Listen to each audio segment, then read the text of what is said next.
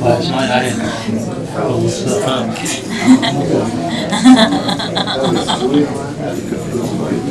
But they can load memorandum.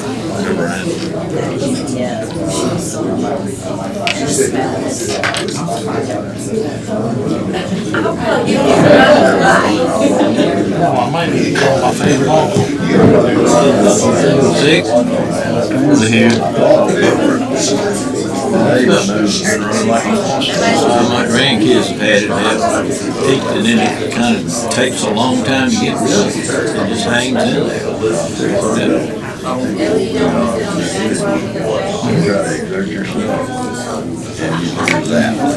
Is it coconut or lemon? Tasty. Oh, okay. She didn't get checked. Well, it's always every year. I've been lucky so far. And then cold weather ain't no more. Tomorrow's the rain tonight late. Yep.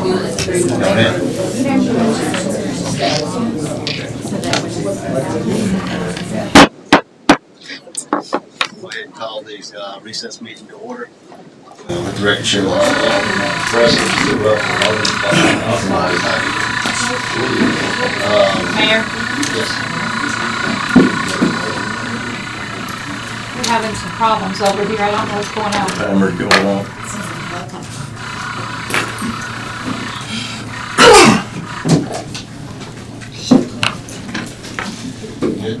He says don't touch it.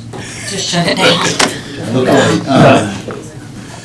Alderman is going to give us the invocation, and Alderman Blackman lead us in the pledge. Please stand. May we bow our heads, please. Lord God in heaven above, we thank you for allowing us to meet here tonight to discuss the city business.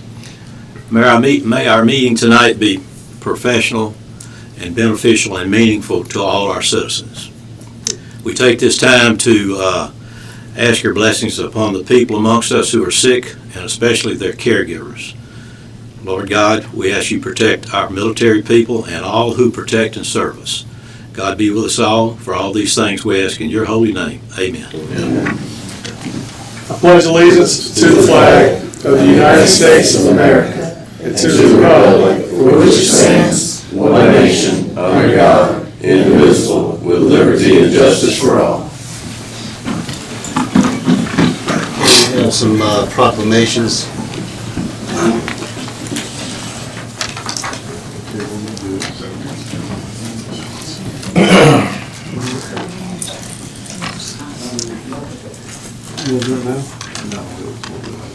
This proclamation is commending lead dispatcher Stasco for her service to the city of Ocean Springs and for her commitment to success and continued success upon her retirement. Whereas the city of Ocean Springs is proud to recognize the men and women who displayed exemplary professionalism, communication skills, the ability to handle high-pressure, complex emergency calls consistently, which contribute to the safety and well-being of our community. And whereas Donna Stasco, lead dispatcher of the Ocean Springs Police Department, has served the community with pride and dedication for 19 years and officially retired on February 28, 2025. Donna began her career with the Ocean Springs Police Department in 2006 as an Ocean Springs Police dispatcher. In 2016, Donna Stasco began working as a lead dispatcher. Whereas during her time in the Ocean Springs Police Department, Donna received many remarkable accomplishments, such as receiving the Larry Lindsay Award in August 2006 and the Civilian Employee of the Year in 2019. Whereas the City of Ocean Springs thanks lead dispatcher Donna Stasco for her many years of outstanding service with the City of Ocean Springs Police Department and extends her sincere best wishes for continued success in all of her endeavors.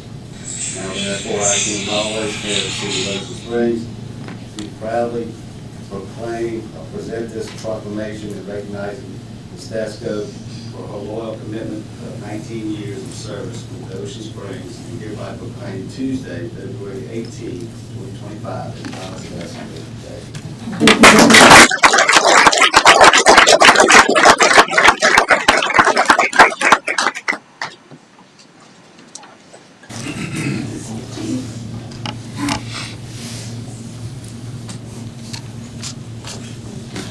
Thank you very much.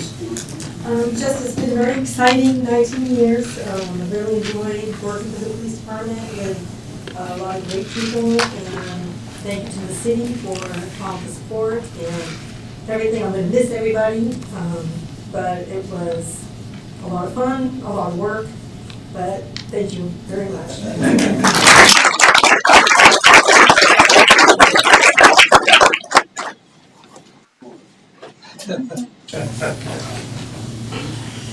Commending Police Chief Ron Lemaire for his service to the city of Ocean Springs and his commitment to continued success upon his retirement from city service. Whereas the city of Ocean Springs is proud to recognize the men and women who display immense bravery and honor in risking their lives every day to serve and protect the citizens of our local community. And whereas Ron Lemaire, Police Chief of Ocean Springs Police Department, has served the community with pride and dedication for 24 years and officially retires on Friday, February 28, 2025. Whereas Chief Lemaire began his career in the Ocean Springs Police Department in 2001 as an Ocean Springs police officer. And whereas Chief Lemaire graduated from the Mississippi Law Enforcement Training Academy in 2001, in April 2007, Chief Lemaire began his assignment with the FBI Safe Streets Task Force. Through hard work and diligence, he was promoted to sergeant in 2012, promoted to lieutenant in 2017, promoted to captain of Criminal Investigations Division in 2019, and police chief in 2023. Whereas during his time at the police department, Lemaire achieved many remarkable accomplishments, such as being nominated for Officer of the Year in 2004, in 2009, in 2011. He received commendations from FBI Director Robert Mueller, third, for Joint Task Investigation. He graduated from Columbia Southern University in 2012 and received his master's degree in criminal justice administration. And in 2018, Lemaire attended the FBI National Academy Session 272. And whereas the City of Ocean Springs thanks Police Chief Ron Lemaire for his many years of outstanding service to the Ocean Springs Police Department and extends to him sincere best wishes for continued success in all of his future endeavors. Now therefore, I, Kenny Holloway, Mayor of the City of Ocean Springs, do proudly present this proclamation and recognizing Police Chief Ron Lemaire for his loyal commitment and service to the City of Ocean Springs, and hereby proclaim Friday, February 28, 2025 as Ron Lemaire Day.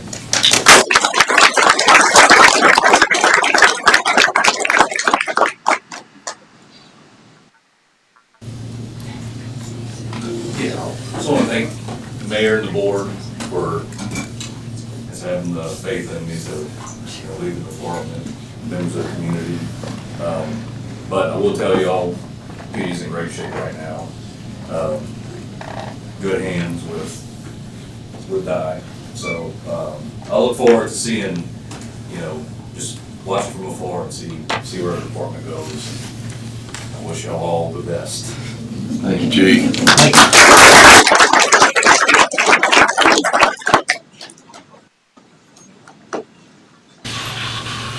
Okay, we have a presentation from Miss Melanie Allen and Miss Julia. Mr. Mayor? Yes. I make a motion to accept the. Thank you.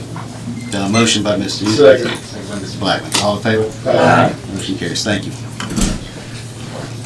Sometimes you get a little carried away. Presentation, Miss Melanie Allen and Miss Julia Weaver on the 200 Trees Project update.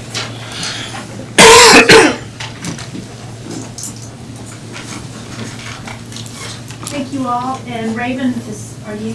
Yes. Is that mic on, Raven? Yes. Is that mic on?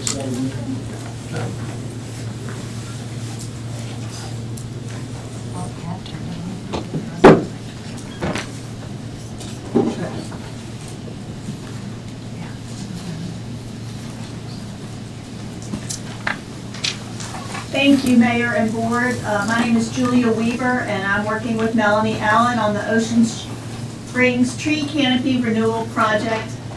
I apologize for that name, but that's the name I came up with. Anyway, thank you for this opportunity to give you a brief overview of the progress that we're making and to ask for your input on this next step.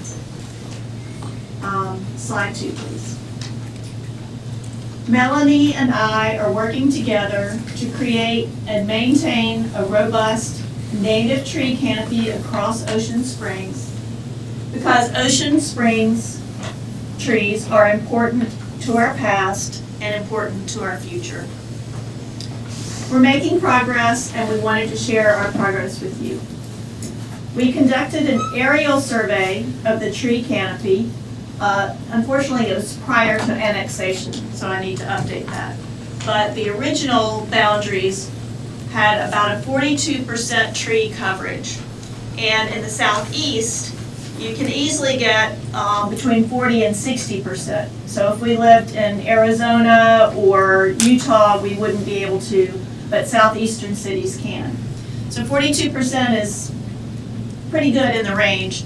However, our tree canopy is very uneven because we have several parcels that are heavily forested and completely undeveloped, plus the national seashore. And then we have some neighborhoods, especially newer neighborhoods out east, that have very few trees.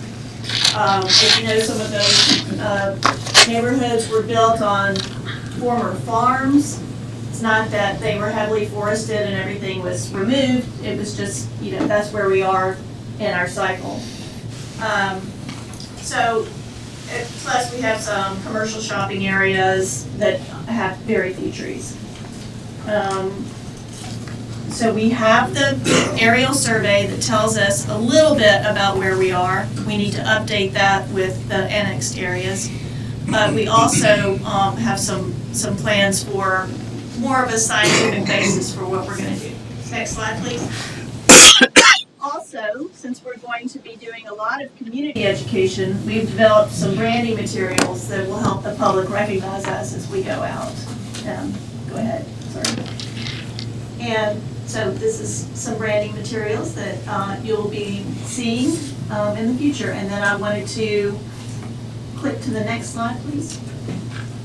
So the goals for the project, as I said, are to grow the tree canopy to about 50% over the next 20 years, 50% equitably across neighborhoods.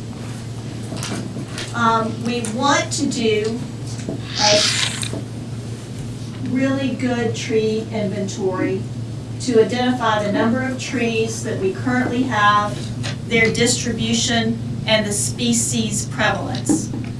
I said last year that we're committed to native trees, not all live oaks, not all protected trees, but mostly native trees, because we want to plan for the future. We don't want all of our trees to be 110 years old. We don't want them all to be 60 years old.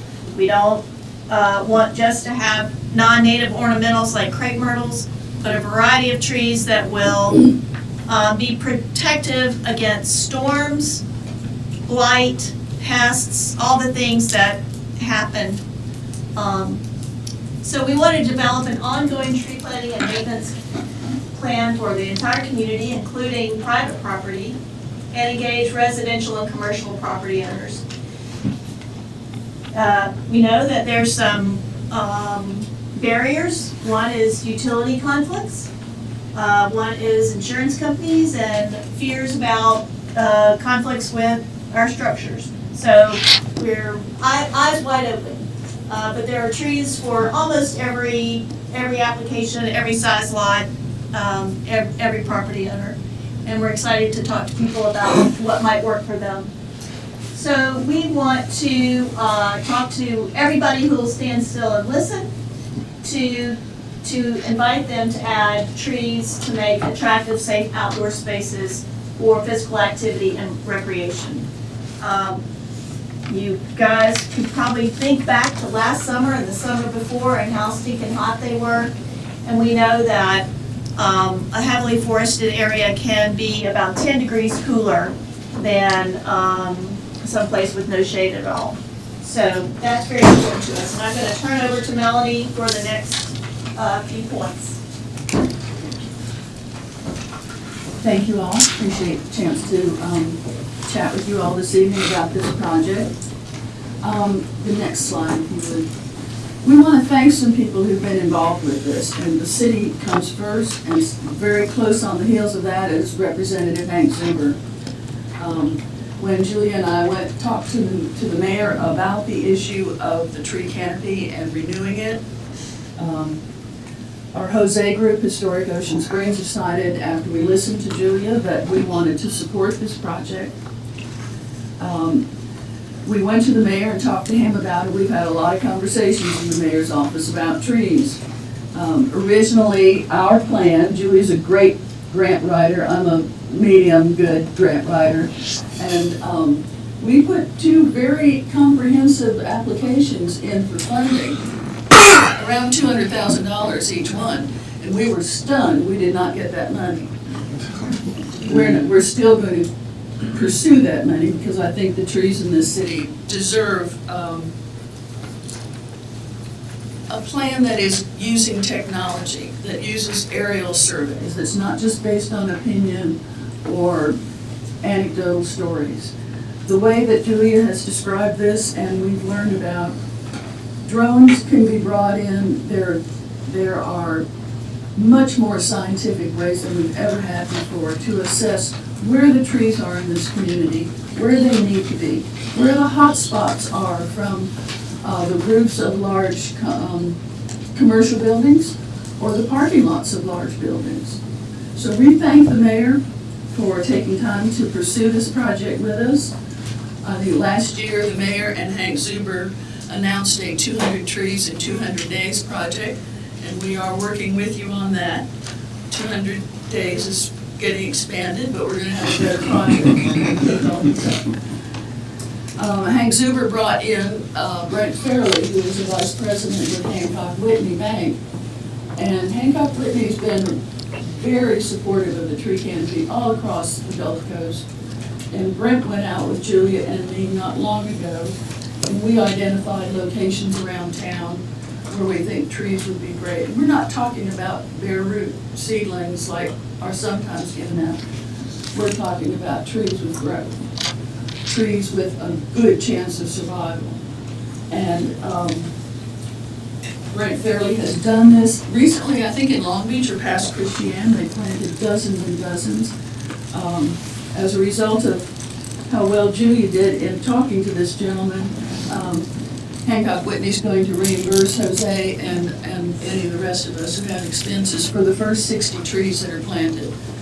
The purchase of the trees, the water bags. So we are delighted that this team has been put together on this project. A little bit further, please. Now's the time to start planting.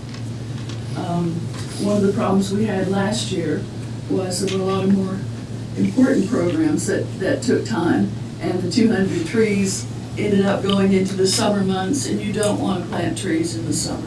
This is the quarter of the year when you really want to be planting, and we are committed to getting 60 trees in the ground in this first quarter. Next one, please, Raven. So some of the recent activities we've had, we've met with Hank Zuber several times. I spent 2 hours on a Saturday riding around in his pickup truck with him saying, take a picture there, take a picture there. And we identified places along Porter Avenue and other places in downtown. But this project is, as Julia said, meant to be equitable. We think the tree canopy needs to be expanded in East Ocean Springs, protected there and enhanced and renewed, just like we have downtown. So some of you all took some great time and talked with us. Again, Representative Zuber, several meetings with Mayor Holloway, with Brent Fairley, with Hancock Whitney, Dr. Mark LaSalle. There's never an environmental program that goes on the Mississippi Gulf Coast that Mark's not involved in, and he's given us great advice. We spent considerable time with Alan Ladner, your Public Works Director, and Stevie Lorioso with Parks and Rec. And we went around and looked at opportunities for plantings on city property. We've also had conversations, spent a great deal of time with Alderman Burgess with questions that she had and recommendations we could make to her about planting opportunities in your ward. We spent an hour at least with Alderman Cox not long ago talking about the general issue of the trees in Ocean Springs, problems, benefits, and how we make it better. And we thank you for that time. We've spent a great deal of time with Oliver Prius, who is a landscape architect. He gave us some great ideas. Julia spent time with Brooks McKay, who is with the school district, and they identified locations on some of the schools in the area where trees can benefit. And we also spoke with Joey Dugan. He's an engineer with Compton, and Joey has responsibilities with the Sunplex facility out on 57. We saw that as an excellent location for some highway trees. Utilities are not going to be helpful there, but there are still some locations on that property. So we could go to the next one, please. So the locations that we identified in public spaces, we will get with you all individually. We want conversations with all of you about your wards and your preferences and your thoughts. But again, Alan, Stephen, Julia, and I had site visits in December, and in January we located 50 locations on city property, 10 on school district properties, and 6 trees on grounds not by the tennis courts but on the complex grounds. The places we looked at were Clay Boyd Park, Gay Lemon Park, the main fire station, the dog park, the Civic Center, several locations on 57, and Trentwood Park. We also want to involve at the next stage of this private and commercial property owners. The city can't give trees to private property owners, but through the Historic Ocean Springs Association, we can be that connection to private property owners.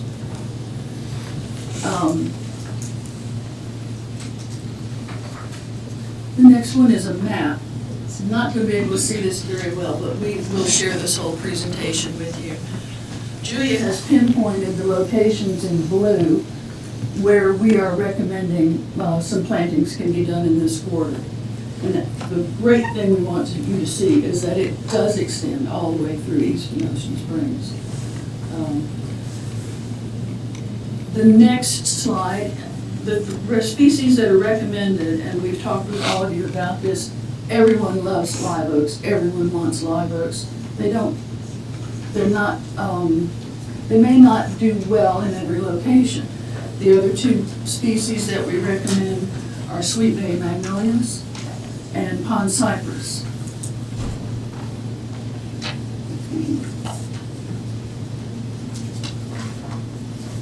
Again, we want to thank the mayor and the board for some of the things you've already done this year, and we're part of that conversation. I was on the tree committee years ago. I got off in 2017. One of the last things that the board did in 17 was you all paid for Fulgham's arborist to do an assessment of the 72 trees on both sides of Washington Avenue from the railroad to Porter Avenue. And that report was very comprehensive. It gave a status report of every one of those trees, and it listed them from 1 to 72 by need. So there was a priority listing. Not sure what was done in follow-up with that, but we brought the need for it to be updated to you all. The mayor acted on that, and that contract was let, I believe, with Fulton's. So we very much appreciate that. We love Washington Avenue with those Christmas lights, but we've got to care for those trees all the rest of the time. The majority of those trees were all planted around the same time. There were massive fires downtown around 1900, and there were bad storms and hurricanes during that period. And it pretty much wiped out those trees. And so many, almost all of them, were planted around the same time.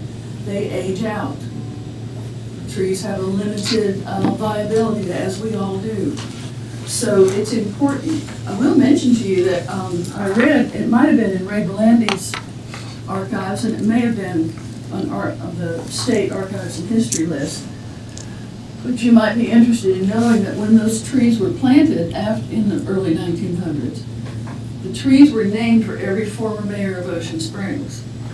So just you might plant that opportunity for you all. We'll be like the rest of them, we won't be around to see it. I do want to say, in our research about this, we came across a document which I'm happy to give the city clerk for your records. We've been looking for this forever. In 1971, the wife of the former mayor, Evelyn Connor, Pat Connor's wife, she became the tree lady in Ocean Springs. And we all remember her for that. And she's very protective of the old trees in the city. She started what's called Société des Arbres. For those of you who actually speak French, I apologize for my pronunciation, but that's the Society of Trees. It is a registry that is with the Garden Club of Mississippi and is connected with garden clubs in other states on heritage trees. And this document we've been looking for forever. One of our Jose members, Ken, lives in your district, Catherine Shanks, and she loves a spreadsheet. And she went through the voluminous filing cabinet from the Tree Society, and she listed with address and with measurements every tree in Ocean Springs that is on that registry. There's over 100 trees on this list. Some of these trees are just over 100 years old. They're all measured, and the measurement for live oaks, although there's occasionally controversy about this, but I go with what Mark LaSalle taught me. 4.5 feet from the ground up. If the tree is 3 feet in diameter at that level, it is most likely 100 years old. So these trees are measured. Their certificate is given, because you get a certificate, you're on the National Registry when you make this list. And the addresses are here, and their age, and it gives their diameter at 4.5 feet, and it gives their limb spread. So I'm so happy to hand that to you all. The great thing about what Evelyn Connor did was recognize that many of those trees, we've got trees that are 400 years old on that list, by their existence, they enhance the aesthetic and environmental value of our community. We know that. And I like to say that local history is carried in the rings of our trees. And we should think about it that way. Environmentally, the history is there because it tells you what the weather was. The rings tell you that. But we want to see those trees loved, preserved. You want to also. We're delighted that this has become a priority for you all. Julia and I appreciate working with you all. And the last slide is, you can go right to it. As I'm putting this back in your laps, we would like to have conversation with every one of you about the wards you represent. Tell us places where you think trees are needed. Tell us what type of trees you need. The trees are not only aesthetic, they work for us. They filter the air. They deal with stormwater. But you all know, I'm not going to take your time telling you this, but we are enthusiastic about this opportunity. We're ready to get those first 60 trees in the ground. Mayor, we want to work with your team to get the other 140 trees in when we can this year. And thank you very much for your time. Thank you, Melanie. Melanie, before you sit down, explain what Hancock Whitney's participation is going to be as far as trees and materials and so forth. I can't say that this is all they're going to do, but this is what we've decided at this point, and we're grateful for their help. They're going to reimburse Jose for the cost of the first 60 trees that go in the ground, and I'm talking about trees. I think they're 15 gallon The rope, the water bags, the bracing, all of that. We've talked to Alan. I can volunteer him since he's not here. He's offered to help with the labor, and that will be a decision that you all can do because that's a city resource. But the help we got from Stephen and from Alan has been invaluable, and we want to get started with those. Thank y'all for taking on this project. If you have an entrance to a neighborhood or a street in your ward that you think a live oak would, or an alley of oaks would be beneficial to your neighborhood, a commercial property owner, the hospital, whoever is in your ward, if you're imagining something, let us know, because this is a great opportunity, and we are not able to plant on Highway 90 at this time because there's going to be a lot of construction. So we're going to be diffuse into neighborhoods. I know we talked to Alderwoman Burgess about some cul-de-sacs in her neighborhood and entrances. So, there are a lot of places that would benefit the public that you all know about that it would take us a lot longer to find. So please, everybody has Melanie's information. So I just threw her under the bus. Thank you all so much. Thank you. Thank y'all both. That was an impressive presentation, and it's obvious y'all put in a lot of work on that. Thank you all. Thank you so much.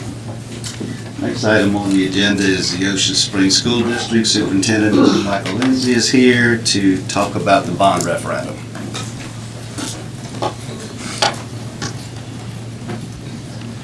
Thank you, Mayor, and thank you, Board, for allowing us to come share. For those of you that haven't met, my name is Mike Lindsay, Superintendent with the Ocean Springs School District. And again, thank you guys for allowing me to come and share our vision, our plan, our capital improvement plan for the Ocean Springs School District.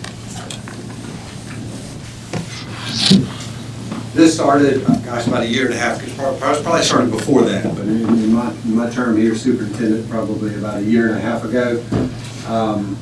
We started with a strategic plan looking at what our goal is going to be for our district 5 years from now, 10 years from now. Academically, student-centered, teacher-centered, but also one of the main goals was capital improvements, and that's what I'm here to speak about tonight. We are proposing a bond issue and having a special election on March 18th, and we've been campaigning for that special election, and we want to speak to you a little bit about what that proposal will be to meet the needs of the students of our school district. So in our general meetings, in the strategic plan meetings, and the meetings leading up to this, we wanted to prioritize or find those priorities in our district that we needed to address as a school district. We probably had 22 different meetings with community members, teachers, students, just trying to find out those leverage points of what we needed to do to improve our district if we were able to pass a bond issue. This is perfect timing for us. It's timing, it's opportunity, and it's a point where we can definitely meet the critical infrastructure of our school district. We, in 2009, the school district, the community passed a bond issue to build a new high school. So the new high school was built on a bond of approximately, in tax terms, a little over 8 mills, 8.3 mills. Next year, we finished paying off that bond debt. We finished off paying that bond, and we want to use this opportunity to be able to keep that millage on the tax rolls, add a no millage increase to our community, and use that money to continue with our capital improvements in the district. And I'm going to share those with you tonight. Part of the main critical points that came out of the meetings leading up to kind of our final proposal here were, what do our parents need, what do our students need? As we were discussing that with our parents, we had overwhelming support that they wanted to see our 4th grade move back down to our elementary schools. Currently, we have all of our elementaries, our 3 elementaries are K-3. Our upper school is 4, 5, and 6, middle 7, 8, and high school 9, 12. The parents, even the students that we spoke to, just from a reclassification standpoint, would like to see our 4th graders stay in that elementary climate culture one more year before they move up to that upper and middle school. So we wanted to find a way to make sure that our fourth graders could stay at our 3 trees or 3 elementaries. So what we're planning to do is making some additional classrooms. We did a facility study, talked to an architect, and we could probably fit our current fourth graders in our current elementary schools, but I will tell you it will be tight, there will be no room for growth, and that's really not what we want to do with this bond project. We want to make sure that we take care of our students, not only today, but 10 or 15 years from now, for any growth that we have in our school district. So our plan is to add additional classrooms to Pecan Park and Oak Park, anywhere from 8 to 10 classrooms at each one of those sites. And then we'll also do mechanical upgrades to all of our elementary schools, and of course do any roof repair and replacement at our 3 trees. So the majority of the work on this bond project at the elementary will be those additional classrooms. We also want to make sure that our infrastructure is good to go for the next 15 to 20 years as well. Next slide. That's our K3 transitioning to a K4. What that would do is leave us with an upper elementary concept with just 5, 6. So we will take that 5 and 6, and our proposal is to take our 5th and 6th grade students and move them to our current middle school campus. Our current middle school campus is in very good shape. In school years, it's relatively new school. Since it's only 2 grades, 5th and 6th, we want to take 5th and 6th and move those to the middle school. Needs minor cosmetic work at the middle school, repairing and replacing some roof, and then redoing some of our flooring at our current middle school for our 5th and 6th graders. And then for our middle school would be the majority of the project. We would like to take our 7th and 8th graders and move them to our old upper campus and turn that upper campus just down the street from us where we are here tonight and change that into our 7th and 8th grade, a brand new state-of-the-art facility for our students and our teachers and our community. One of the main things outside of the K4, our parents wanting K4, our students wanting K4, is our upper elementary campus is one of our older campuses. As you know, it's the old high school that was converted. It was built for 9, 10, 11, and 12. It's being converted into a 4th, 5th, and 6th. And we'd really like to upgrade that campus. There are some major infrastructure issues that we have there. And by building a new state-of-the-art facility with this bond money, I think we'll definitely be set up for the next 15 to 20 years in the Ocean Springs School District. So a new state-of-the-art middle school there. Some people ask, well, why are you moving the middle school to the upper campus and getting the new campus and moving 5th and 6th grade to the middle school campus? I want to clarify that. If you've been to our new middle school, again, it's an excellent facility. The gym is relatively small for a school that's going to be competing for 7th and 8th grade athletics. It only has bleachers on one side. So if you've ever been to a basketball game, if you've ever been to a volleyball game, you know there's no place to sit. So we did have talks about expanding that gym, but we didn't want to use money to expand an existing gym. So for a middle school, the gym is relatively small. Our theater program and band program are growing leaps and bounds all the way down to the 6th grade. They currently don't have enough room at the middle school for band, and they currently do not have a theater for our theater program. We have a stage in the cafeteria, but there's not a theater. So in kind of going through the study and researching all the different options, we felt the middle school was definitely set up better for a 5th and 6th grade school, and would serve those students better. And we could move our middle school over to the upper campus, the old high school campus, and make use of the competition gym that's already there, and also the theater and the performing arts building that is already there as well. So we thought of 2 things. One, preserving those 2 round buildings from the old high school to keep some of the tradition of the old high school there, but also having 2 excellent facilities for our middle school students to be able to compete in, whether it's band, football, basketball, and then renovate those 2 buildings and then move north with our academic buildings and build a new state-of-the-art middle school. So that was the switch from 5, 6 to 7, 8. It just served our students better, to be honest with you. And we were able to keep those 2 buildings. It's kind of that tradition of the old Ocean Spring High School. A couple of the additions, we talked about adding some classrooms to our 2 elementary schools. This is Oak Park for just kind of a relation to where we are on the picture. You can see our central office to the right. We would build an extra wing where the walking track is now and replace the walking track in the back and have whatever the principal decides to do, it would probably a 4th grade wing there to be able to add our 4th grade students. We are, at all of our campuses, anytime we do construction, of course, security and kind of perimeter security is always a top priority. So if you see the hallway going out to that building, that is not an awning, that would be an enclosed hallway.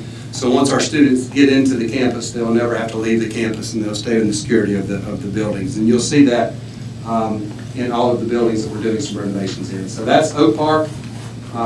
Additional classrooms, same picture, just a 3D view from kind of looking from the upper campus across Holcomb at Oak Park. The next slide is Pecan Park. We'll do the same thing and add 8 to 10 classrooms at Pecan Park for our 4th grade classrooms, our 4th grade students to be able to move down to K3. Again, same picture of Pecan Park, just a 3D view of that building. Of course, the majority of the project will be the new middle school. This is a site of the middle school. We left a couple of landmarks on there so you can kind of see how this campus it will be oriented on that city block. If you see, we've got the front entrance on Holcomb right now, whereas right now it's government. So to give you an idea, you can see in the top left corner, that is the entrance to the current upper campus. And you can see how we built everything to the south of that. You see the 2 renovated gym and auditorium. We'll add on to those 2 buildings and add a weight room, football or athletic field house, and a band hall. And then our theater, we use the existing classrooms around that theater. You can also see in the top right corner, because of athletics, we'll need to add an additional practice field there for football, soccer, all of our athletic teams, so that they'll be able to practice on campus. You can see we kind of have a 7th grade wing and an 8th grade wing, and you can kind of see that where that's positioned, where central office is. Okay, go to the next one, Raven. I think this is the same picture. We just took out the front of the upper elementary, so you'll be able to see the green space on government. At the end of the project, you'll see we still have central office in the bottom left corner. We're going to transition one of our buildings in the old upper elementary into our new, and move our existing technology building there to make use of that building, because the technology building on the back of the gym and the auditorium is in bad shape from an infrastructure standpoint. So I want to make use of as many buildings as we can to make the best use of taxpayer money. And that's kind of the same picture as showing you the green space. Then the next picture, I think, gives us a 3D view of what that would look like. A little more of a close-up. You can see the 7th grade wing on the right side, almost like a backwards question mark. 8th grade wing on the other side. In the center of the campus, or the center of the building, would be your electives, where the 7th and 8th graders would share classes. You can see our athletic facilities to the east on the top right, and then the auditorium and gym where they currently are now. We have made provisions here for pickup, drop-off, buses to make traffic a lot better on that corner. There'll be less traffic on that corner now than there is. There's more traffic now than there will be when we finish this project. And you can see the additions to the gym and the auditorium. So this should take care of us for many, many years. And as you can see, I pointed out the perimeter and the safety. If you see, all of the buildings are going to be connected by a hallway. It's not awnings where kids are going to be walking outside. They'll be able to go from building to building and never leaving the perimeter of our building. The only time they'd have to leave the perimeter of the building is to go out to practice on the football field. But of course, we'll have the fences and surrounding our campus as well. Next slide, Raven. This is just a rendering of what the front of it would be. That would be standing at Oak Park or on Holcomb Street looking back at the front of the school. And then just another close-up of the front of the school. And then the next slide would be a rendering of what the inside of the school would look like, what the kids would have access to. This is standing at the cafeteria, looking back at the media center, which is kind of the 2-story piece on the back, in a courtyard, seating area for our students to be able to get out and socialize outside during the school day. We have been trying to get out and put as much information as I can out there. We do have a February 27th open house and a March 13th open house. I did a couple of public forums right before we got out for Christmas. We didn't have a lot of people come up, so we wanted to try something different as we get closer to the election. We're going to be open at central office. We're going to have our boardroom set up for Anybody that wants to come in and ask questions, or groups of people can come in. We'll be there from 7 a.m. to 6 p.m., so no matter what your work schedule is or what you got going on those 2 days, you'll be able to come in and ask questions. We want to make sure we answer anybody's questions that they have before the election on March 18th, so we want to make ourselves available. And we have a couple more speaking events as well after tonight. We have information on our website. We have a frequently asked questions page that is on our website, but we also have a community campaign, the Ocean Springs Alliance. Their website is oceansprings.alliance.com. You can go there and they have all of the information about the bond. They have frequently asked questions. They have some videos.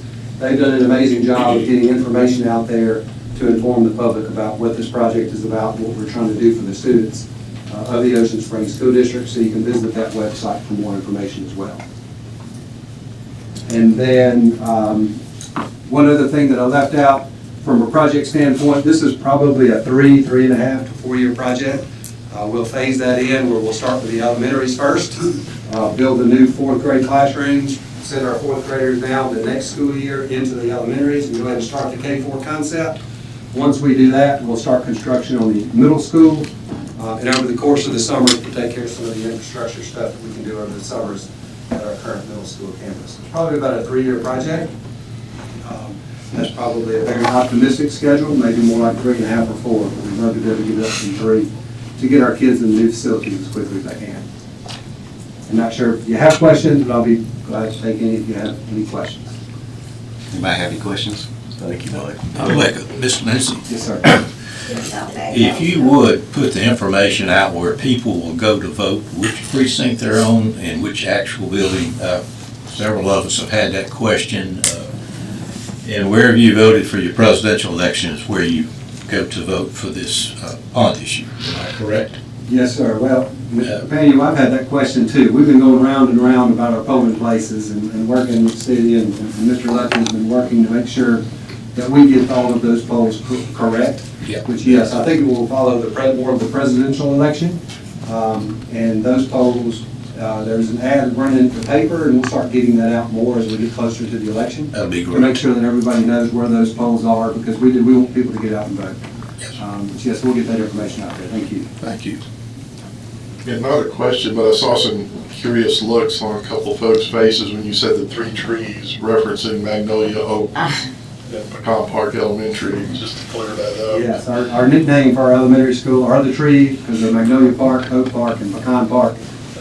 So in short, we call them the trees. 3 trees, all right. Y'all done an impressive amount of work. I think this is a great plan. Y'all managed to minimize the impact on the taxpayers, which is awesome. That's hard to do. But y'all done a great job. It's an impressive plan. Appreciate it. Any questions, even in the community, feel free to email me. I'm not sure if this is the stage, but. Probably not, Feel free to email me, come see me. I'll promise you I'll make myself available. And I'll be here after the meeting if you have a question as well. when do y'all meet, in case anybody wants to come ask questions? Our school board? Yep. We don't meet again until after the election. Because we have Mardi Gras break, and the next board meeting is March 19th. Because we have one about a week and a half. So we do have the open house that they can come to. Okay. And anybody that wants to come talk, I can assure you that I'll ask for questions, I'll make myself available. And if anybody in the audience tonight has questions, I will stay until after the meeting, and I'll be glad to share the information after you guys finish your business. Thank you. Thank you. Thank you. All right, next item on the agenda is agenda public comment. Public is invited to address the board only regarding issues listed on this agenda. Please identify yourself and the agenda item before speaking.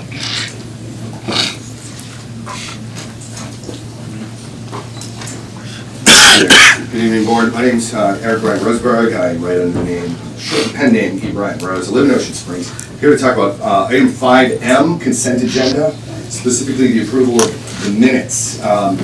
During the last board meeting, City Attorney Will Norman curiously read from one page of a packet that was sent to me, sent by me to the city last December, and went through years worth of minutes and didn't see any instances where a letter of intent to sue has been read in this forum. Talked to several officials that couldn't remember that ever being done at all. That being said, this packet was sent in accordance with Mississippi Tort Claims Act, which requires 90 days notice when a lawsuit is being filed against a municipality. The official minutes of that meeting are about to be voted on tonight, and before you do, I'm asking you that you correct some errors that misrepresent the actual truth.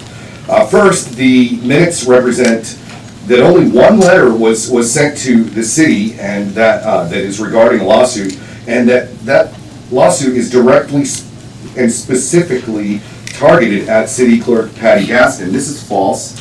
The packet was not ambiguous. It clearly states the intention of filing a federal lawsuit against the City of Ocean Springs and several officials. Mr. Norman specifically said that multiple letters were received, but the minutes referenced only one, telling the public that Patty Gaston is being solely targeted. That's not true. The packet clearly shows that Alderman Jennifer Burgess and Mayor Kenny Holloway are being sued for their personal actions and conducts, but those names were omitted, perhaps because they are having their reelection. Second, the minutes were lumped,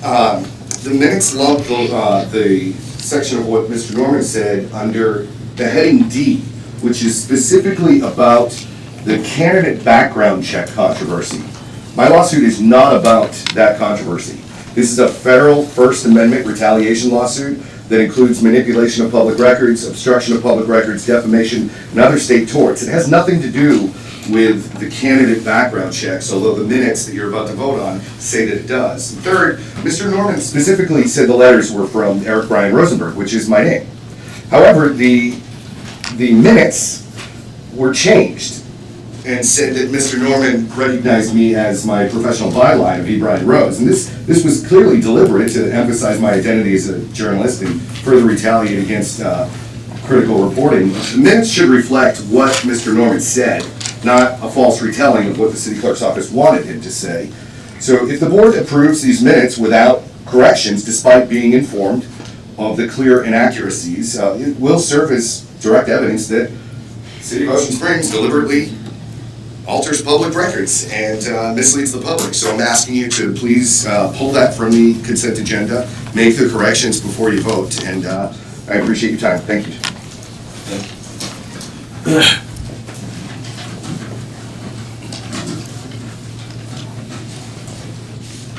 Ellen Hall, 1217 Sunset. Just going to talk about item number 6, document claims. Can't hear you. And your working.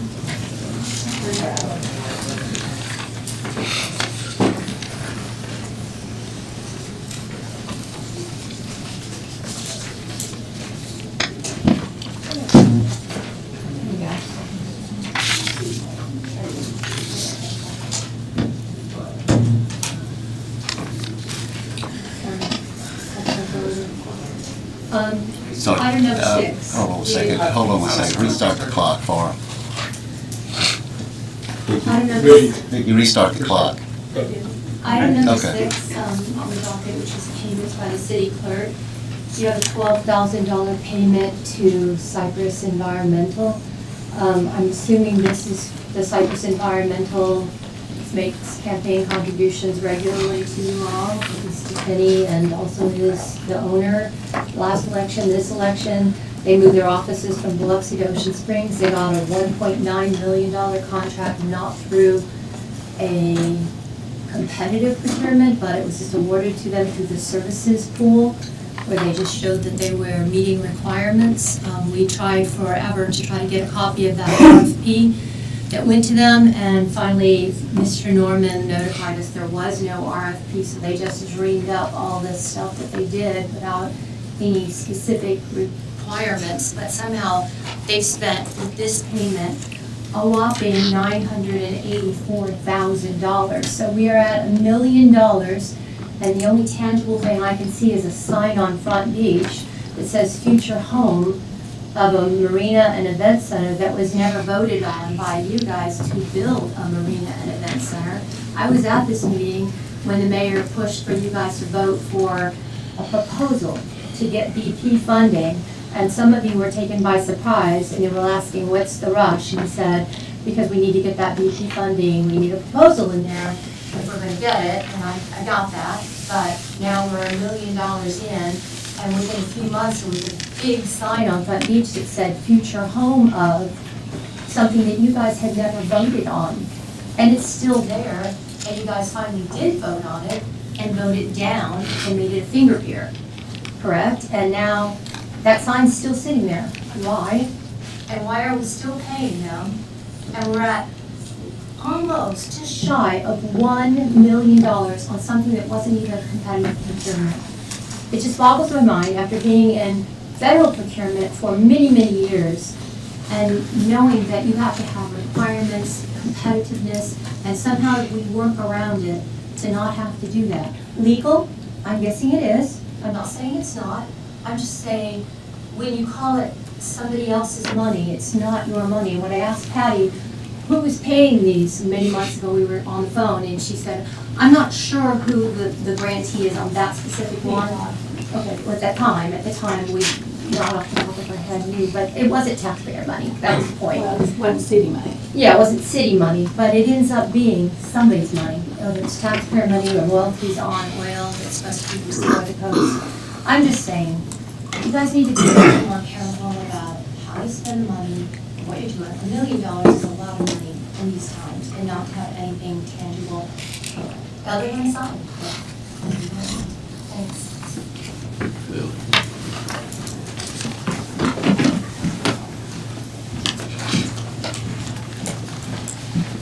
Joe Jewell, Ward 3. I also want to speak about item 6A under the city clerk consent agenda document plans, page 6. I want to speak more in larger terms about these open-ended contracts or contracts that have amendments that citizens are privy to or allowed to comment on. In particular, the slaughter contract is one where we exceeded what the contract amount was initially voted on and approved for. In my opinion, if we're going to exceed those funds, that contract should be terminated at the cost of the contract, issued contract, and then another contract issued. As Ellen has described, we're now at almost $1 million for Cypress. And that was a contract that wasn't competitively bid. It was awarded to them through a different process. I'm opposed to that type of procurement of those services where it's open-ended and we're approaching $1 million and we really have nothing for it. There's no tangible product for it. At least that's not been presented to the citizens. Now, the Board of Aldermen may be privy to that, and the mayor, but us citizens are not, and we're not allowed to have comment or input on that. And I guess my final comment is about ethics. I know that a couple of the board members disagree with my definition of ethics. There are multiple definitions for ethics. There are multiple definitions for most words. And I'm not talking about the legal definition, because I have just had discussions with the State Ethics Commission and the Secretary of State's office. And when you accept a campaign contribution, it doesn't matter who it's from, a private citizen, corporation, or a developer. I don't have any issue with that. And neither does the State Ethics Commission or the Secretary of Office. That's not considered an illegal contribution. I posted that online. I've actually posted the Ethics Commission's decision on that. They emailed me multiple times in multiple places. My definition of ethics is behaviors, that behavioral system. And I quite respectfully say this. If any of the members of the board or the mayor, because you have the tie vote, accept a campaign contribution from anybody, particularly Cypress or Slaughter or any person or developer, you should have the ethical conduct to recuse yourself from that decision. Thank you. Anyone else would like to address the board concerning agenda item? Thank you, Mayor. Mike Davis, 106 Linwood Cove, here in Ocean Springs. I would like to address the agenda item Q. I know I can't ask you not to accept this resignation, but I do want to say, from a public standpoint, a very heartfelt thank you to Raven Nels for all the years that she put in there. With the city, both times you were with us. My son went through her mentorship as a youth council member and gained a lot of knowledge. And I just want to publicly say thank you for all your work you've done. Thank you.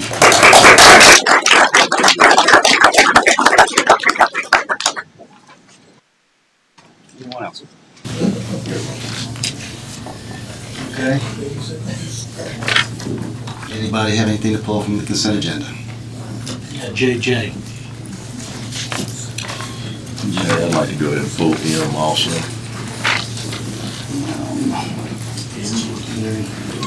What did he say, Jay? JJ. JJ.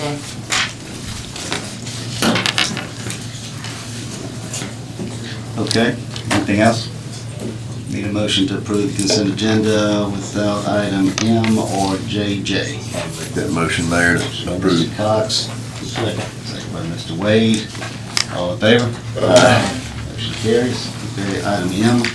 Item M, I would just like to request Mr. Norman and Patty that y'all go back and address those minutes that was brought to our attention tonight.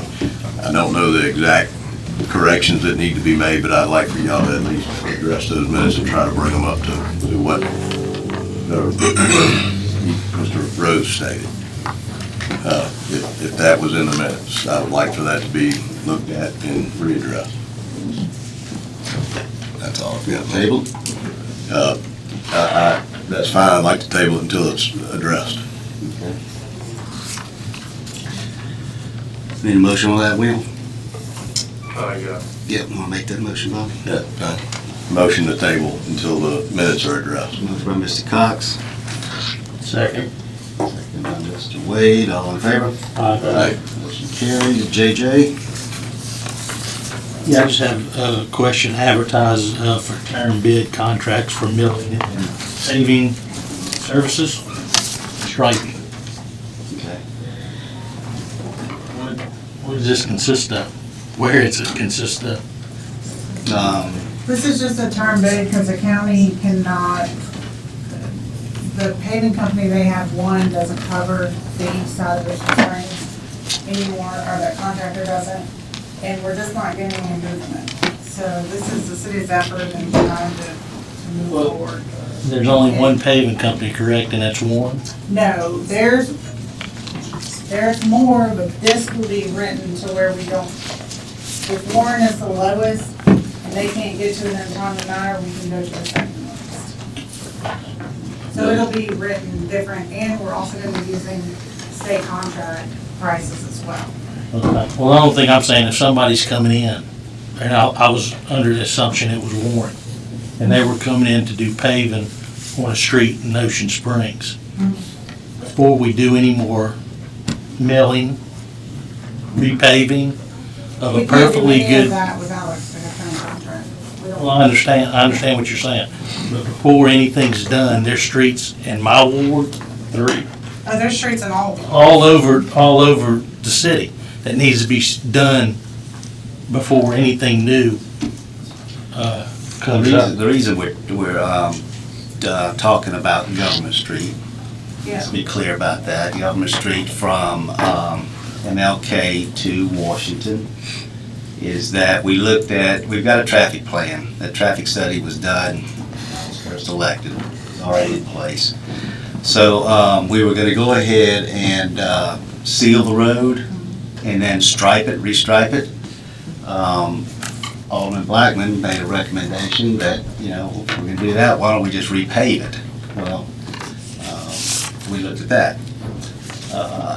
The road has about 3 inches of asphalt on top of concrete. And part of the problem with the parking down there is that people don't want to park close to the curb because you got such a drop off. So we're losing space for traffic to flow. So another thing too is that if we're going to spend the money to restripe it, and we're going to have golf cart parking on one side, just like the study said we need to do to get rid of this pinch point around Potato Nut, Glory Bound, that area. So it's a whole different plan. It's a whole plan. The amount of money that this is going to take would not go far throughout the city. It would not go far because you're talking about, what, 3 or 4 blocks there? Yeah, it's like 12. So I mean, if you're going to pick another 3 or 4 blocks in the city, I think we wait for the county to come back next year, hopefully. They're back on annual schedules, and we go through a whole comprehensive plan of paving like we do when the county comes in and paves already. Yeah.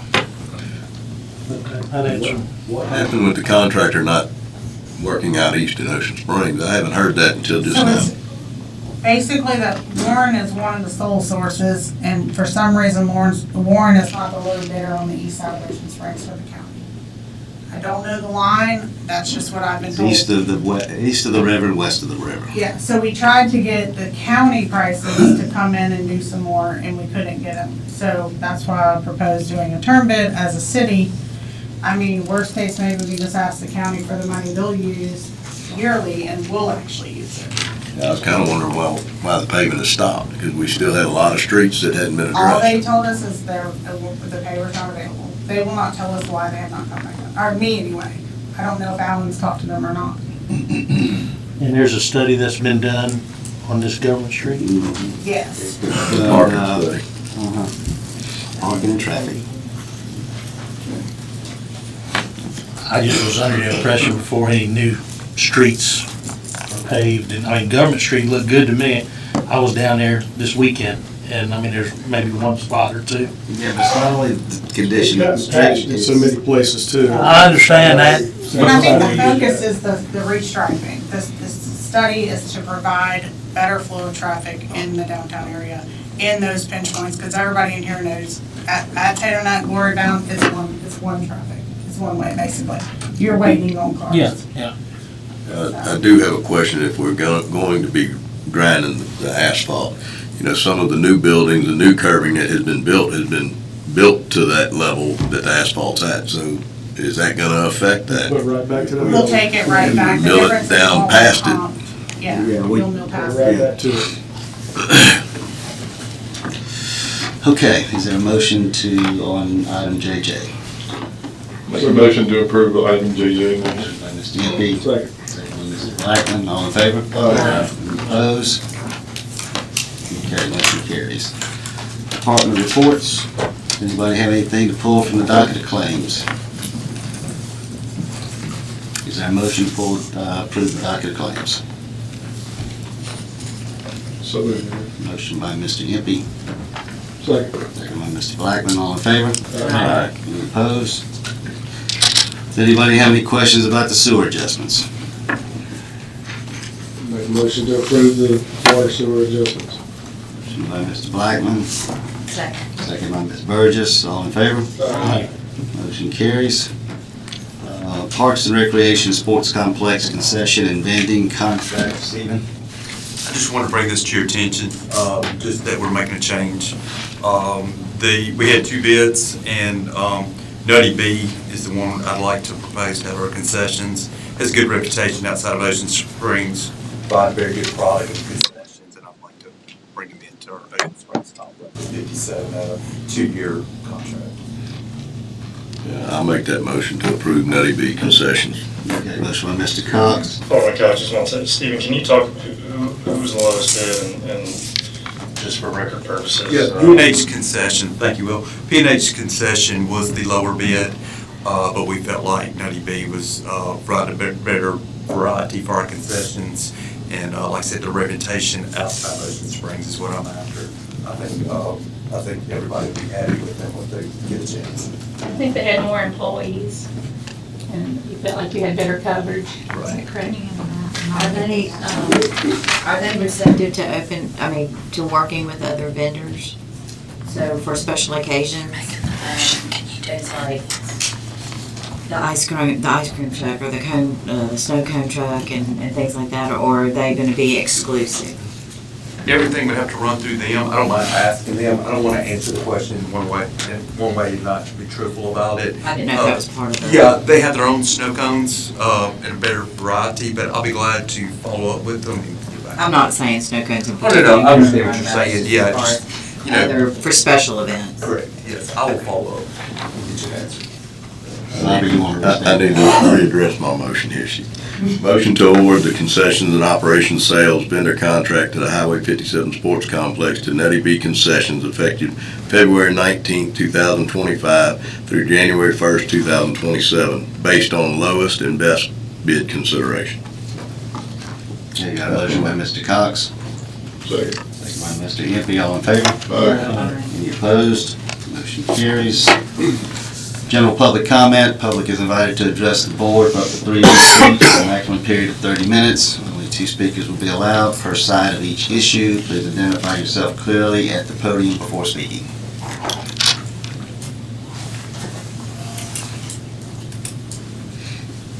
William Betterton, Ward 1, Chicopee Trace. While you're updating the minutes from the last meeting, please update my comment at the end of the meeting in public comments. The reason that I addressed the board and the mayor, not just William Betterton and 3 other people addressed the mayor and the board of aldermen, but the specific reason that I addressed the board. That reason is still relevant tonight. Chapter 20, we're going 2-3 months now I've been talking about this. How can you not get the webmaster to update a web page with the correct voted in ordinance within acceptable time? 3 or 4 days. Not 3 or 4 months. Collecting almost $23 and change to collect my garbage every month. Public facing ordinance said you're gonna collect $11.60 a month. Businesses, nuts. What's it gonna take? Right the rest of the city right here. How many times do I gotta get up and talk about it? Is she gonna say? What did y'all Good find time, out? Stop me, wait, stop me right there. Give me some more time back. The first page of Muni Code has, if that's what you're looking at, correct? You told me this before, yes. Okay. The first page has Talk to Bobby, okay? Do you want the explanation, Yeah, Mr. let's hear it. Barrington? Okay. The first page of Muni Code has the ordinances that have been adopted by the board but have not been codified by Muni Code. We have sent them in believe in November, and they're still in process of being codified. But the first page has every one that has been. I'll look down that first page. It's available right here, Where is it? 2413, first page, amending these sections. Yep. Chapter 20 refuse, there it is.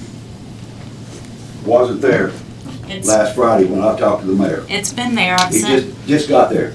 No, sir. Good. All right, Raven, start. Okay. Let's talk about the code report. What a joke. What a joke. We're paying a guy right around a pickup truck for 40 hours. And you got novels written against houses and businesses and whatever. In your ordinances, there are enforceable items. Let's get out there and find those items. Let's clean up some of these properties. Okay?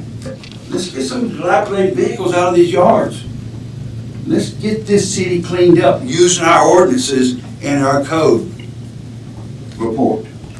Not the same, here we go, each week the same, each meeting the same thing, and maybe a new one here or a new one there, and let's add a little bit here or whatever. Yeah, I know it's gotta go through the court system with the judge.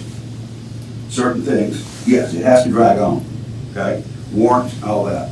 Let's get some new meat in there. That thing should be like a novel every week, okay? It's out there. Code man needs to go out there and find it, okay? Chief, I got a question. Sir. Is there anything that talks about safety and the vehicle blocking the sidewalk? Yeah, by state statute, you cannot be parking on the sidewalk. Thank you. Yes, sir. Chicopee Trace, red Dodge pickup truck. Just call us, if you haven't called us, just give dispatch a call. He called me more than once. Code man says it's legal. No, that's not the code, that's, we can enforce that, so. All right, Ellen Hall, 1217 Sunset. So since we're bringing up things that are incorrect, after I sat down a few meetings ago, you all corrected me on the property that was gonna be rezoned, CRX commercial on Highway 90, Old Highway 90, sorry, Government Street and Taps, that big triangle place, I think Blackman said he drives by it. Every day he sees a sign on Taps Road, correct? And then Patty called me the next day and said, look, there was a sign I checked, and you were right. On Government. On Paps Road, because Carolyn looked at what the address would be for that property, and that's where the address would be. But that's not what the UDC says. UDC says in section 2.4, notice provisions, and under the table 2.1, signage provisions, it's supposed to be prominently displayed on each frontage road. And that was why I stood up here and said that. And I had a video that showed there was a sign. We met with the mayor, not we, but one person did. And we let him know. He told Will on a phone call. And you all voted anyway, except for Mr. Kevin Wade, who said he did not vote for it because he did not see the sign. And I appreciate that, Kevin, because I challenged you all to not change the character of a property without having seen it when I'm telling you there was no sign, where everybody would see it on that tree-covered, beautiful lot. It's now commercial, okay?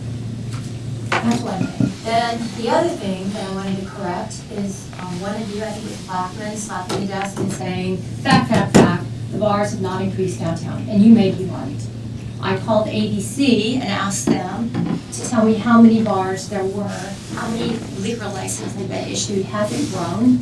And they can't define any of that, like where that town or whatever, but they went and did research and came back to me. And since 2015, there were 22 licenses issued. And in 2025, we have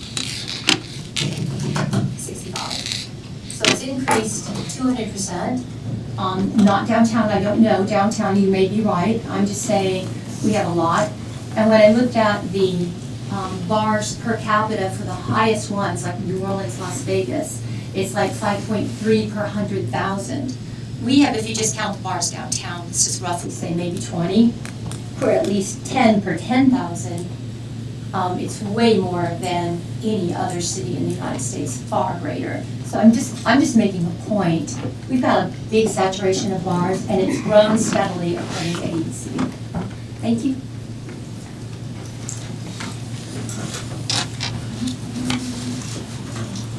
Julia Weaver, Ward 2. Thank you to the city and Public Works and Public Safety for a great Mardi Gras parade.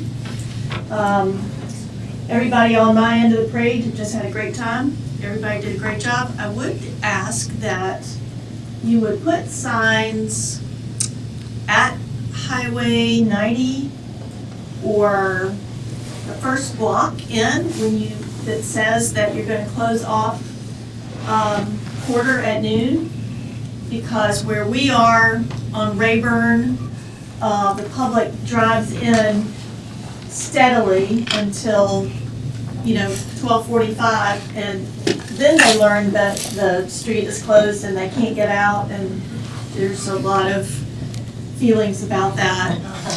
And so they don't know, and so it's been a problem. And I don't know if it's the same on the east side of downtown, but the west side of downtown, people are trying to get to Cleveland or wherever, and it would really help them make good decisions if they knew that the street was closed. Thank you. Good evening, James Lewis, 805 Cambridge Drive. I want to discuss campaign signs missing off of Ocean Springs Road, Dana, Groveland. All of a sudden, when I put my signs out there, and I've already went back in and talked to planning, they told me what the codes are, who can put what where. But all of a sudden, there's my signs with other signs that are out there campaigning, but my signs just disappeared. And that just doesn't seem right. So whoever removed them, stole them, or whatever, I'm gonna pray for them, because that's exactly what they need. I'm in this campaign, I'm gonna stay in this campaign, and nobody's gonna deter me from being in this campaign. God has chosen me to be in this campaign. Having said that, I couldn't understand, I want to make sure that whoever's going to handle the contract out at 57, they were not the lowest bidder that was bid on the contract. And if there's a policy that you're supposed to be going to the lowest bidder, then how can you just totally determine, because what somebody did somewhere else, that they'll do the same thing here? It just doesn't seem right. If the policy is to go to the lowest bidder, seems that more discussion has been done with that to make definitely sure, because 9 times out of 10, if you're supposed to be going to the lowest bidder, you might wind up with a lawsuit, because consideration is not given to that person, and they should have been. That's just in my opinion, not trying to tell you how to do what you've been elected to do. One of the key things is that all of you that are sitting in front of me work for the citizens of Ocean Springs. That's your mandate when we elected you. Please do not disenfranchise us. Do not disrespect us. We do matter. I stood at this podium before the last election, and I said then, now I'm going to say now, this board is going to change, because that's God's plan, not my plan. That's God's plan. You need to be good stewards, and that's exactly what you are. You have been placed in a stewardship position to take care of Ocean Springs and its citizens. Communication is very important. The lack of communication, you have chaos. This is exactly what the citizens are saying to all of us. We have a lack of communication with the board. We don't understand why they don't respect us. Thank you very kind. Have a nice evening. Mr. James, the person that had the contract was notified of several problems. It wasn't, it's best and, what's the term? Lowest and best. Lowest and best. Lowest is one consideration. It wasn't, it's not just lowest, and that person was notified, but we don't put all that out there. It's not, there's no need for everybody to know problems with someone that would hurt their business elsewhere. I just wanted you to know that it's not just lowest. And they were notified. Yep. And Darryl, in regard to campaign signs, if it's private property, you have to get permission. I don't know what I'm talking. No, I'm talking about like as a Oh, to put candidate, it there, if you want to put a sign up, you have to get permission from the property owner to put that sign up. You can't just put signs out. Anybody else want to address the board? Okay, Mayor and Alderman's Forum, Alderman Burgess. Mike, I'm gonna get with you guys on Monday, thank you. And Stephen, you're gonna reach out to, St. River Electric again regarding the fence. I'll make a phone call as well and see if I can help out with that. We'll tag team it, and so thank you for your help with that.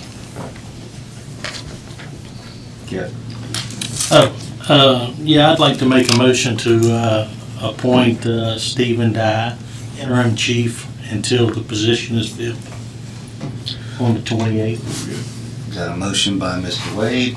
Second. I'll second that motion. Second by Mr. Cox. All in favor? Aye. Opposed? Motion carries. All right.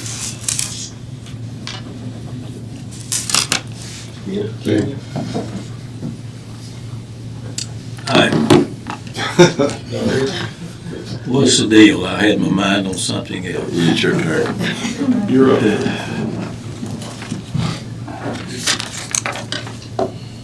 Mr. Lewis, if you're in the campaign, get used to people stealing your signs. They did it to me all the time. It happens to all of us. It wasn't the city, it was some individuals, so. Anyway, I received a request from the Ashley Place HOA Saturday, and obviously don't have time to put it on the agenda for tonight, but I'm gonna make the motion, and they're asking for $400 from my ward funds to replace some bad shrubbery killed during the storm, obviously. So I make the motion that allocate $400 to the Ashley Place Homestead Bio HOA to replace various shrubberies that were killed as a result of the recent frost. Motion by Mr. Papania. And that's in the median on the road. Yeah, on our property. I'll second that with Second by Mr. Cox. All in favor? Aye. Motion carries. Rob? Good, Mayor. Mike? Mike Davis, you were asking, you stole the thunder there. I was gonna pull item Q, and I just want to add my voice to yours. Raven, permission denied. You cannot resign. You've been a great asset to this city, and I understand you're gonna better yourself, and I wish you wouldn't. I wish you'd stay. You're a great asset to the city of Ocean Springs. You'll be missed. Also want to add my voice, the public safety did a great job with the parade, and as always, Public Works. I work in Biloxi at my full-time job, and after the parade's over there, I mean, you can drive through 3, 4, 5, a week and a half, 2 weeks later, and there's still garbage all over the place. And for the most part, after our parade, Public Works swoops in, and the next day, you can't even tell we had a parade. There might be one in a tree or something, but you look at the road, man, they've done a great job cleaning it. You can't ask for a better Public Works department.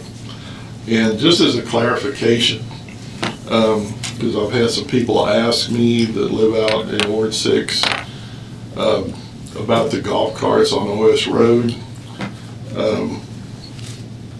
Whether that's going to come back up, no, not that I'm aware. I mean, we tabled it, by the speed limit, they're legal, permitted, they need to be checked out, insurance, all the, meet the requirements, which I see a lot of not doing, and not just out there, but in town here. So yeah, as long as they meet the requirements of the ordinance, they're allowed. And I want to piggyback on that for just a second too, because they just did their walkthrough, right, Sarah? So have the black and whites been revealed, exposed? Okay, so then now it's gotcha. And just, Mr. Lewis, one thing, you said there was at Ocean Springs Road in Dina? They were missing on Ocean Springs Road, on Dana, and on Groveland. Okay. Well, I don't know about Groveland, but I know at the corner of Ocean Springs Road and Dina, I know, I think I had signs there, Mr. Cox did, and Mr. Blackman. All of us spoke to the property owner, Mr. Frisbee, and got permission to put those signs out there in that particular location, just so if they were removed, might be the property owner, because we all got permission. That's something I'm big on. I don't like just sticking signs. I don't like sticking signs anywhere unless I've got permission from somebody. That's all I've got. Okay. Couple things. We need a no dumping sign replaced on Van Cleve. It's taken down, and we've got a dumping problem there. Don't want to sound like a broken record, but yeah, Raven leaving is a big thing. I've got a couple of daughters, so-called daughters in this group, and Raven's one of them, because I do have daughters her age, and we work so close together for the past 2 years. I want to thank you for what you helped me with. The void is going to be tremendous. But I understand. As a matter of fact, I ran into Billy today, Billy Hughes at the Coast Chamber meeting, and I expressed my displeasure with him. And He didn't seem to care. But you are, you deserve this. Congratulations, and if you change your mind, you always got a home. So, again, Public Works and the parade, excellent. And I guess that's it for me, unless we got anything else. Mayor, I want to remind everybody, golf cart permits are once a year. Once you get one, you still have to do it again the next year. And we haven't done mail outs yet, but I know Amber said she did 24 last Friday. We're gonna have several Saturdays that we have to be open for voting, so we're gonna possibly have to work on some Saturdays and offer to do some golf carts on some Saturdays also to assist the public, because it's a little hard for someone to get down here. Thanks for the reminder, I've got to get one Most myself. people don't realize it, it's only to throw it out there, because actually the PD has been stopping people, and I think it's a $400 fine. So I do want people to remember it's once a year. Anything else? We need a motion to adjourn at 6 p.m. March the 4th. Motion by Mr. Impey, second by Mr. Cox, all in favor? Aye. We're adjourned. Hey, Ron.